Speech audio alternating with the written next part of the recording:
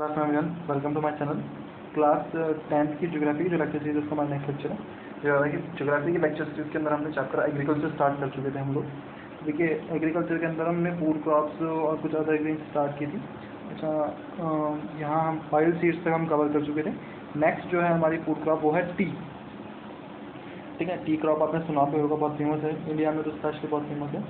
देखिए T cultivation is an example of plantation agriculture. T cultivation क्या है? Basically plantation agriculture होता है।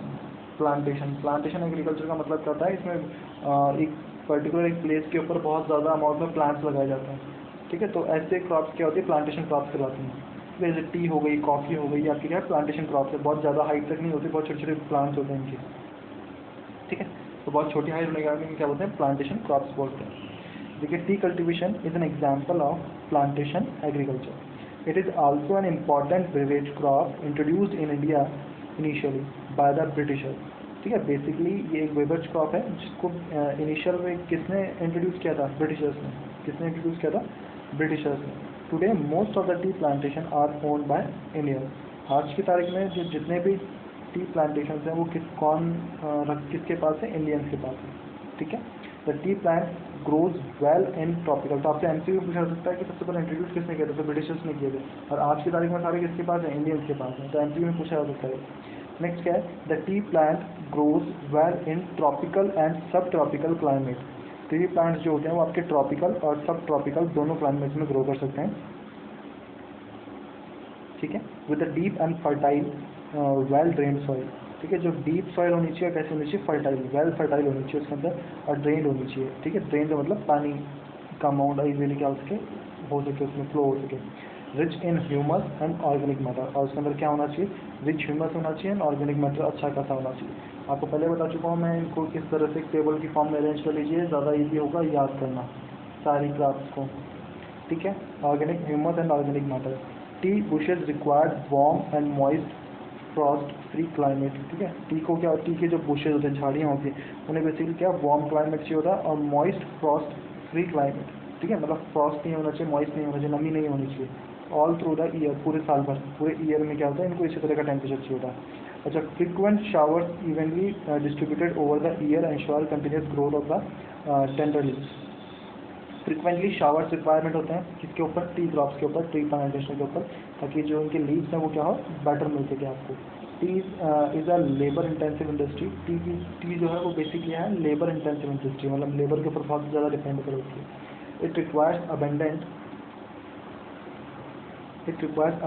And skilled labour. इसमें क्या होता है? बहुत ज़्यादा और स्किल लेबर की रिक्वायरमेंट होती है। किसमें? टी के अंदर। ये देखिए आप यहाँ पर डायग्राम में आपको टी कल्टीवेशन के प्लांट्स भी दिखाए गए हैं। तो ये देखिए किस तरह से टी का कल्टीवेशन हो रहा है। ठीक है, यहाँ पर ये देखिए आप इस तरह से टी हार्वेस्टिंग हो रही है टी की।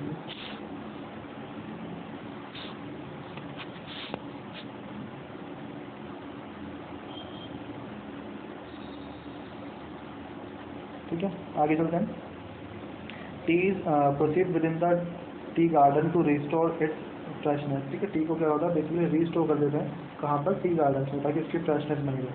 ठीक है, फ्रेशनेस क्या हो? बनी रहे। Major tea producing states are Assam hills of Darjeeling and आपका असम हिल हो गया, दार्जिलिंग। ठीक है, असम हो गया, हिल्स ऑफ दार्जिलिंग हो गया।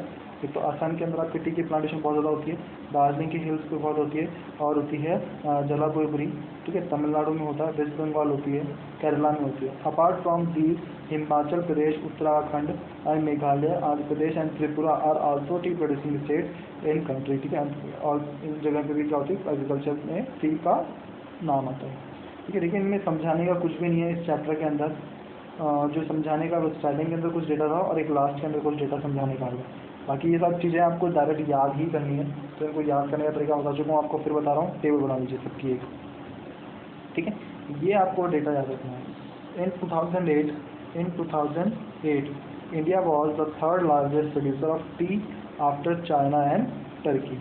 इंडिया क्या था 2008 के अंदर? इंडिया क्या था 2008 के अंदर? थर्ड लार्जेस्ट प्रोड्यूसर था ऑफ टी। ठीक है, टी का आफ्टर चाइना और टर्की, चाइना और टर्की के बाद। ठीक है, अच्छा ये एनसीईआरटी में आपकी गिवन है 2008। अगर अभी लेटेस्ट एडिशन आता है एनसीईआरटी का तो उसमें ये ईयर चेंज होगा। ठीक है, क्योंकि ये जो डेटा है ये 2008 का है, तो आपको ध्यान रखना है। का ये जो डेटा है इस एनसीईआरटी के अंदर ये 2008 का है। अगर आपके पास एनसीईआरटी नई प्रिंट हुई भी है तो मे भी उसमें डेटा चेंज मिलेगा आपको, 2008 का नहीं होगा, बाद का हो सकता है, ठीक है। और आगे अभी इस साल अगर मे भी, इस साल तो वैसे पॉसिबल नहीं है, लेकिन अगर एनसीईआरटी ले आता है तो उसमें मे भी हो सकता है इस साल का डेटा आ जाए, ठीक है। तो ये डेटा चेंज हो सकता है। आगे देखिए नेक्स्ट कॉफ़ी के बारे में बात करते हैं। इन 2008 India produce 3.2% of the world coffee, ठीक है। पूरे वर्ल्ड का क्या होता है, इतना प्रोडक्शन करते हैं India, 3.2। Indian coffee is known in the world for its good quality. Indian coffee क्या होती है, पूरे वर्ल्ड में फेमस है अपनी गुड क्वालिटी के लिए। अब आप सोच रहे होंगे सर क्वालिटी तो बहुत अच्छी, पॉसिबल नहीं है सर। अगर आप बाहर की कॉफ़ीज देखें तो बीन्स आते हैं बड़े बड़े कॉफ़ी के, हमारे यहाँ नेस्कैफे, ब्रू ऐसे कॉफ़ी आती है इसमें पाउडर होता है खाली कचरा जैसा। तो एक्चुअली मैं आपको बताता हूँ, देखो क्या होता है। कॉफ़ी के बीन्स पूरे वर्ल्ड फेमस इंडिया में मिलते हैं। कॉफ़ी के बीन्स जो पूरे वर्ल्ड फेमस हैं वो इंडिया में ही मिलते हैं। हम यहाँ से एक्सपोर्ट होते हैं फॉरेन, और फॉरेनर्स क्या करते हैं फिर उन एक्सपोर्ट कॉफ़ी के बीन्स को, अच्छे जो बीन्स होते हैं उनको यूज़ कर लेते हैं अपने CCDs में, और वही हमें आगे बेचते हैं दोबारा। कहने का मतलब ये हमसे ही खरीदते हैं और हमें ही CCD की फॉर्म में या और भी जितनी भी आपकी कॉफ़ी शॉप्स हैं उनकी फॉर्म में यहाँ के हमें ही सेल करते हैं। एक्चुअल में क्या होता है कि हमारे इंडिया का क्या है, एक तरीके से ये आप मान के चलिए ये एक्सपोर्ट क्रॉप है, इसको एक्सपोर्ट किया जाता है, ना कि लोकल लेवल पे यूज़ किया जाता है। कॉफ़ी बीन्स जो अच्छे खासे होते हैं ना उनको क्या होता है एक जगह रख लिया जाता है, फिर उसमें से कॉफ़ी बीन्स को क्या करते हैं बैग्स में या कार्टून्स में भर के क्या होता है फॉरन एक्सपोर्ट किया जाता है। और लास्ट में जो अब नेचुरल सी बात है, जो आप कॉफ़ी को भरेंगे उसमें डालेंगे तो कुछ ना कुछ कॉफ़ी के जो बीन्स होते हैं, जैसे एग्जाम्पल ये कॉफ़ी का बीन है तो ये थोड़ा सा यहाँ से टूट जाएगा, ये थोड़ा सा झड़ जाएगा, इस तरह से थोड़ा चूरा हो जाएगा इसका, ठीक है, पाउडर फॉर्म में कन्वर्ट हो जाएगा। तो वो जो बचता है ना रेस्ट पोर्शन, वो हमारे यहाँ नेस्कैफे और ब्रू में पैक होकर हम इंडियंस को भी दे दिया जाता है। जबकि एक्चुअल में पूरे वर्ल्ड फेमस बीन्स होते हैं कॉफ़ी के, आप लोगों ने देखे भी नहीं होंगे। कॉफ़ी के बीन्स जो ये CCD वगैरह यूज़ करते हैं ना, ये सब इंडिया से फॉरेन जाता है। फॉरेन कंपनीज क्या करती हैं, इन्हों अपने कंपनीज के नाम से पैकिंग वैकिंग बना के और यहाँ इंडिया में वापस सेल कर देती है। और हमारे इंडियंस क्या देखते हैं कि नहीं यार वहाँ अच्छी जा रही है, वहाँ हमको पैसा अच्छा मिल रहा है, जबकि एक्चुअल में वो लोग वापस घुमा के हमें यहाँ ही भेज रहे हैं, ठीक है। हम उसको इनिशियली हमारे लेवल पे यूज़ नहीं कर रहे हैं, ठीक है। Next the Arabic variety initially broad from Yemen is produced in the country, ठीक है। बेसिकली क्या है जो अरब प्रोडक्शन है Arabic variety initially broad from Yemen, कहाँ से ली गई थी, यमन से लाई गई थी हमारी कंट्री के अंदर। This variety is in great demand all over the world. इस वैरायटी को क्या है पूरे वर्ल्ड में बहुत डिमांड है इसकी। Initially its cultivation was introduced on the Baba Budan hills and even today its cultivation is confined to the Nilgiri in Karnataka, Kerala and Tamil Nadu. पहले तो इनिशियल लेवल पे कहाँ होती थी इसकी कल्टीवेशन, इसका बाबा बुडन हिल्स के ऊपर, और अब कहाँ होता है आजकल, अब बेसिकली क्या होता है और भी जगह पे यूज़ होने लगे इसको, कहाँ पर, नीलगिरी इन कर्नाटका, केरला एंड तमिलनाडु का। मैं आपको फिर बता रहा हूँ, समझाने का कुछ भी नहीं है इनके अंदर, सब चीज़ें रटने की हैं, आपको डायरेक्ट याद करनी है।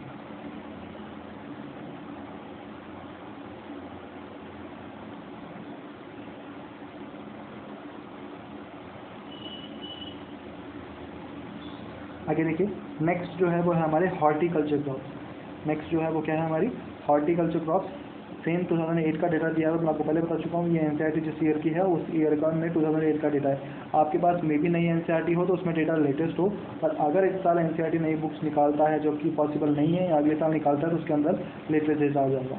तो horticulture crops in 2008 India was the second largest producer of fruits, ठीक है। इंडिया क्या था सेकेंड लार्जेस्ट प्रोड्यूसर था फ्रूट्स का एंड वेजिटेबल्स का in the world after China. China के बाद सेकेंड लार्जेस्ट था, जबकि कॉफ़ी में कौन सा था थर्ड लार्जेस्ट, ठीक है। सॉरी कॉफ़ी में, टी में, ठीक है, टी में क्या था थर्ड लार्जेस्ट। तो हॉर्टिकल्चर में क्या हो गया 2008 के बाद कौन सा सेकेंड लार्जेस्ट है, ठीक है। India is producer of tropical as well as temperate fruits. India के अंदर basically tropical as well as temperate fruits भी ग्रो होते हैं। Mango of Maharashtra, Andhra Pradesh, Telangana, Uttar Pradesh and West Bengal. Oranges of Nagpur and Cherrapunji Meghalaya. Bananas of Kerala, Mizoram, Maharashtra and Tamil Nadu. Litchi and guava of Uttar Pradesh and Bihar. Pineapple of Meghalaya. Grapes of Andhra Pradesh, Telangana and Maharashtra. Apples, pears, apricots and walnuts of Jammu and Kashmir and Himachal Pradesh are in great demand to the world over। तो इन सब की demand पूरे world के अंदर है, ठीक है। सारे आपको नाम ध्यान रखने हैं। आगे देखिए India produces about 13% of the world vegetable. India जो है बेसिकली 13% वेजिटेबल्स को ग्रो करता है। It is an important producer of P, cauliflower, onion, cabbage, tomato, brinjal and potato. इनका क्या है, इंडिया एक इम्पॉर्टेंट वो है। हॉर्टिकल्चर में बेसिकली क्या है, फ्रूट्स और वेजिटेबल्स आती है। ठीक है, फ्रूट्स कौन कौन से कहाँ कहाँ की कौन कौन से फेमस है, ये पूरे पैराग्राफ के अंदर दिए हुए हैं, और वेजिटेबल्स आपको 13% डेटा याद रखना है। तो इसमें जो डेटा है ना, ये डेटा आपको याद रखना है। जैसे कि यहाँ पर देखिए 3.2 प्रोड्यूसर दिया हुआ है पूरे इंडिया का वर्ल्ड के अंदर, और थर्ड प्रोड्यूसर है टी के अंदर, सेकंड लार्जेस्ट प्रोड्यूसर है फ्रूट्स के अंदर। ठीक है, उसके बाद 13% यहाँ दिया हुआ आपको वेजिटेबल्स का, वर्ल्ड वेजिटेबल का। तो ये आपको डेटा से जैसे याद रखना है। बाकी जितनी भी डिटेल्स हैं वो सब आप टेबल की बेसिस पे याद करेंगे। ऐसे याद करेंगे तो याद नहीं होगा, टेबल बनाएंगे तो जल्दी याद हो जाएंगी चीज़ें। अगर सब एक पेज पे होंगी तो आप क्या करेंगे, एक पेज पे 4 बार 5 बार पढ़ेंगे तो याद हो जाएंगे। ठीक है, नेक्स्ट अब हम आगे चलते हैं। जो नेक्स्ट क्रॉप्स है हमारी वो है आपकी नॉन फूड क्रॉप। ठीक है, अभी तक हमने देखी वो सब क्या थी, फूड क्रॉप थी। अब जो है वो है हमारी नॉन फूड क्रॉप, जो खाने में नहीं आती। तो उसके अंदर सबसे पहले जो क्रॉप आती है वो है आपकी रबर। कौन सी है, रबर। रबर क्या है, it is an equatorial crop but under special condition it is also grown in tropical and सब ट्रॉपिकल एरिया। वैसे तो कौन सी क्रॉप है, ये इक्वेटोरियल क्रॉप है, बट कुछ स्पेशल कंडीशंस को आप यूज़ करके इन्हें आप ट्रॉपिकल और सब ट्रॉपिकल एरियाज में भी इनको कर सकते हो, कल्टिवेशन कर सकते हो। किनका, रबर का। आगे देखिए, it requires moist and humid climate. इसके लिए कैसा टेम्परेचर रिक्वायर्ड होता है, मॉइस्ट एंड ह्यूमिड क्लाइमेट है, with rainfall of more than 200 centimetre. इसमें आपकी रेनफॉल कितनी होनी चाहिए, 200 सेंटीमीटर से ज़्यादा, and temperature about 25 degree Celsius, और टेम्परेचर जो होना चाहिए वो 25 डिग्री सेल्सियस से ज़्यादा होना चाहिए। नेक्स्ट देखिए, rubber is an important industry raw material. Rubber एक क्या है, इंपॉर्टेंट रॉ इंडस्ट्री मटेरियल है। It is mainly grown in Kerala. Mainly कहाँ ग्रो होती है, केरला में ग्रो होती है। Tamil Nadu, Karnataka and Andaman and Nicobar. Mainly कहाँ ग्रो होती है आपके ये, it is mainly grown in Kerala, Tamil Nadu, Karnataka and Andaman and Nicobar islands. ठीक है, and Garo hills of Meghalaya, और मेघालय की गारो हिल्स में ग्रो होती है। इन 2010-11 India rank 4th among the world natural rubber producers. World producing rubbers की जो कंट्रीज हैं उसमें जो इंडिया की रैंक थी वो कितनी थी, 4th। कौन सी ईयर का डेटा है, 2010-11 का। ठीक है, आपकी एनसीईआरटी में हो सकता है लेटेस्ट डेटा गिवन हो।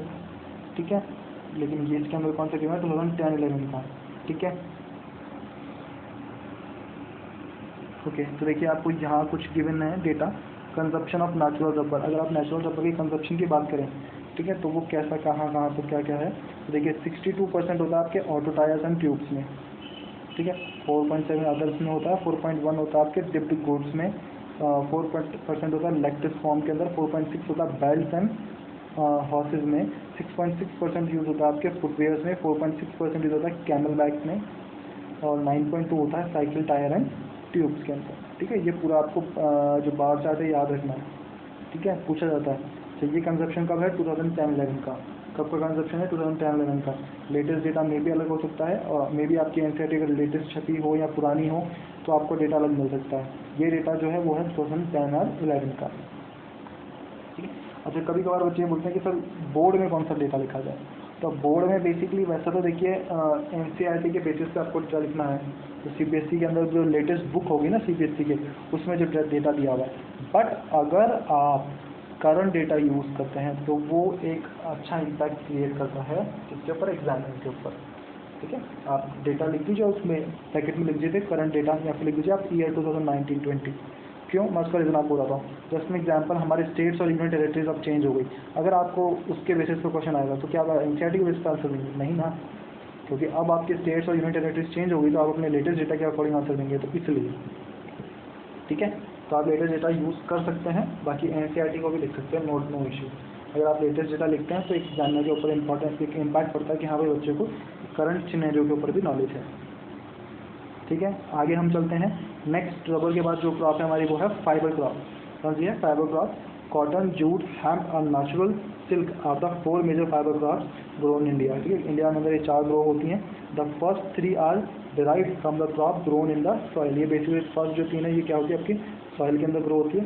The latter is obtained from cocoons of the silk worms fed on the green leaves, parsley, mulberry. ठीक है, बाकी जो होती है आपको क्या बोलती है, कोकन्स ऑफ द सिल्क फॉर्म्स।